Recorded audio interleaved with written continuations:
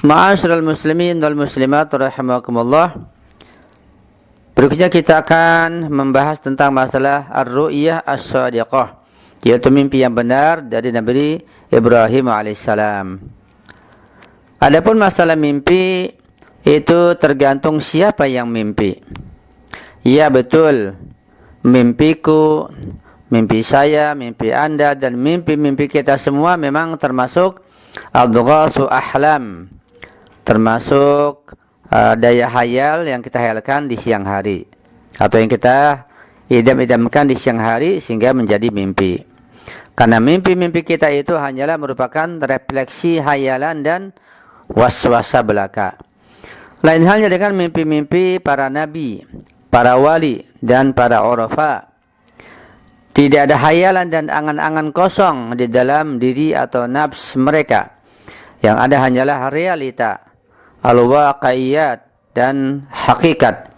Karena itu mimpi-mimpi mereka termasuk ar-ru'yah as-shadiqah, atau mimpi benar. Kenapa mimpi-mimpi kita itu hanya sebagai adghasu ahlam belaka? Dan bagaimana memang dengan mimpi para nabi dan wali Allah? Mimpi itu bisa merupakan gambaran batiniyah manusia, karena melekatnya diri atau an-nafs kita ini dengan manisnya materi duniawi yang menggiurkan, karena cintanya kita kepada kehidupan dunia, dan karena hati, akal dan ruh kita ini masih penuh dengan berbagai kotoran dan akhlak yang buruk. Maka mimpi-mimpi kita pun di dalam tidur kita hanya sebatas adghasu ahlam belaka, dan tidak akan mencapai realita dan hakikat. Jadi selama kita asyik dengan hayal-hayalan, selama kita asyik tenggelam dalam lautan ghaflah atau kelalaian materi duniawi, maka mustahil bagi kita untuk dapat mencapai maqam realita dan hakikat. Allah mengatakan, laqad kunta fi ghaflatin min hada. Kalian itu lalai ya tentang hal-hal yang kenyataan ini. Adapun mimpi-mimpi mereka, itu para nabi dan para wali Allah, telah bersih dan jauh dari adghasu ahlam. Hal itu karena mereka telah melewati lautan ghaflah atau kelalaian, dan mereka telah memasuki lautan kasyf atau mukasyafah, yaitu maqam syuhudi, di mana mereka dengan mata hati mereka telah mampu memandang hakikat segala sesuatu kama hiya, sehingga dengan penuh adab dan penuh penghormatan Allah SWT berkhitab kepada mereka, fakashafna anka ghita'aka fabasarkal yawma hadid. Sungguh berkat upayamu yang sungguh-sungguh dalam meningkatkan ilmu, iman dan takwa, serta membersihkan hati atau nafsumu dari berbagai kotoran duniawi dan sifat-sifat buruk, kini kami, kata Allah, telah menyingkapkan tabir tebal yang menghalangimu untuk memandang hakikat segala sesuatu, sehingga pada saat ini pandangan mata batinmu menjadi sangat tajam. Itulah mimpi para urafa, para wali, para rasul, dan para nabi.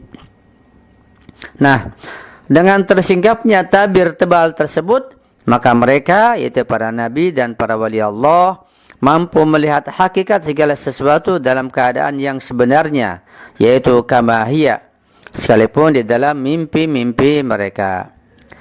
Bahkan di antara mereka ada yang mengatakan bahwa hakikat segala sesuatu yang mereka lihat di malam hari dan pada kondisi badan unsuri atau badan materi mereka sedang beristirahat, itu lebih jelas dan lebih terang dibandingkan dengan hakikat yang mereka saksikan pada siang hari.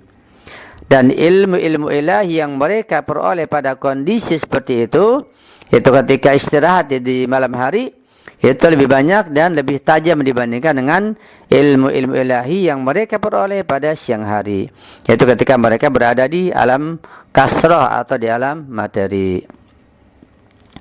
Karena itulah bisa jadi maut ikhtiyari yang mereka lakukan pada malam hari itu lebih banyak dan lebih lama dibandingkan dengan maut yang mereka lakukan di siang hari, maut ikhtiyari.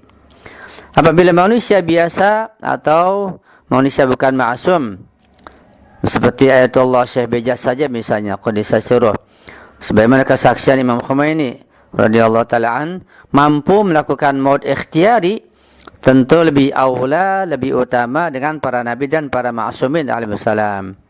Rasulullah dan Ahlul Bait beliau tentu lebih utama dibanding para uraba tersebut.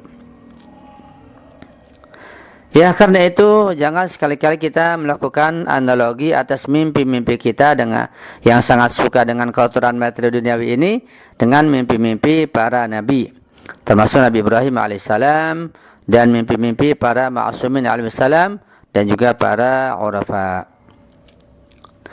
Oleh karena itu dikatakan bahwa perintah-perintah yang datang kepada mereka lewat mimpi adalah merupakan syariat yang harus dijalankan.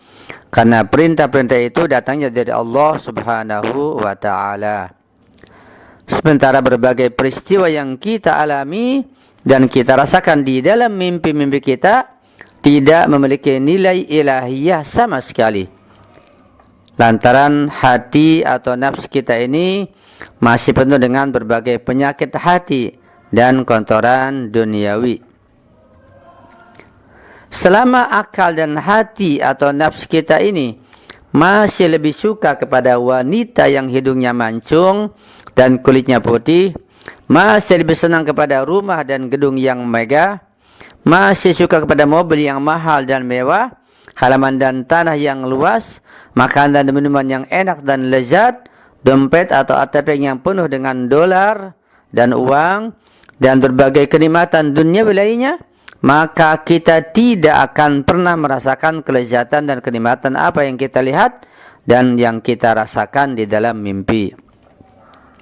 Dan hal-hal lainnya yang bersifat non-materi, seperti ilmu ilahi, keimanan, ketakwaan, kekhusyuan, dan tenggelam dalam sholat, doa, tawasul, ziarah, dan lain sebagainya. Karena itu kita di sini perlu memahami tentang masalah perbedaan pandangan. Jadi perlu dipahami bahwa pandangan manusia itu berbeda-beda, tergantung kepada pengetahuan, pengalaman, dan pengamalannya. Terlebih lagi pandangan dan perintah atau pandangan dan penilaian Allah Subhanahu wa ta'ala. Kebanyakan umat manusia merasa heran dengan perintah Allah semacam itu, karena kebanyakan manusia belum memahami tentang bagaimana menilai suatu perbuatan dan menilai tujuan dan hasilnya yang akan dicapai dari perbuatan tersebut. Jika hal ini sudah dipahami walau sedikit, maka keheranan mereka pasti akan berkurang dan bisa sampai sirna sama sekali. Pandangan anak-anak kecil tentu berbeda dengan pandangan orang-orang dewasa dan orang-orang tua. Pandangan orang-orang yang bodoh dan sedikit ilmunya tentu berbeda dengan pandangan para ilmuwan dan ulama yang banyak dan mendalam ilmunya. Dan bahkan pandangan orang-orang yang pernah merasakan dan mengalami sesuatu pasti berbeda dengan pandangan orang-orang yang hanya mendengar tentang sesuatu tersebut, tapi belum pernah melihat dan merasakannya. Misalnya sebagian orang yang pernah pergi ke negara lain, seperti ke Lebanon, pergi ke Syria atau ke Iran, dan mereka pernah menikmati manisnya buah tin, maka penilaian mereka atas buah tin itu pasti berbeda dengan penilaian Anda yang tidak pernah mencicipi buah tin tersebut, namun hanya mendengar dan melihat gambarnya saja. Walaupun di dalam Al-Quran telah disebutkan wattini wazzaitun misalnya. Singkatnya adalah penilaian dan pandangan manusia itu berbeda-beda. Karena itu kita tidak mungkin mengadakan analogi antara pandangan dan penilaian kita dengan pandangan dan penilaian para nabi dan para ma'sumin alaihissalam, termasuk pandangan Nabi Ibrahim alaihissalam, apalagi dengan penilaian dan pandangan ilahi. Demikian pula pandangan para ma'sumin alaihissalam seperti para nabi dan para wali Allah tentu jauh berbeda dengan pandangan selain mereka, termasuk para sahabat, tabi'in, dan kita di dalamnya. Karena itu pandangan Allah Subhanahu wa taala, sang pencipta alam semesta dan manusia ini pasti berbeda dengan pandangan makhluknya, yaitu manusia. Ketika pandangan itu berbeda, maka pasti hasil penilaiannya pun akan berbeda pula. Lebih dari itu, menilai sesuatu itu tidak cukup hanya dari sisi lahiriahnya saja. Bahkan dari sisi ma'nawiyah dan batiniahnya bisa menjadi lebih penting. Ini yang perlu kita pahami dengan baik.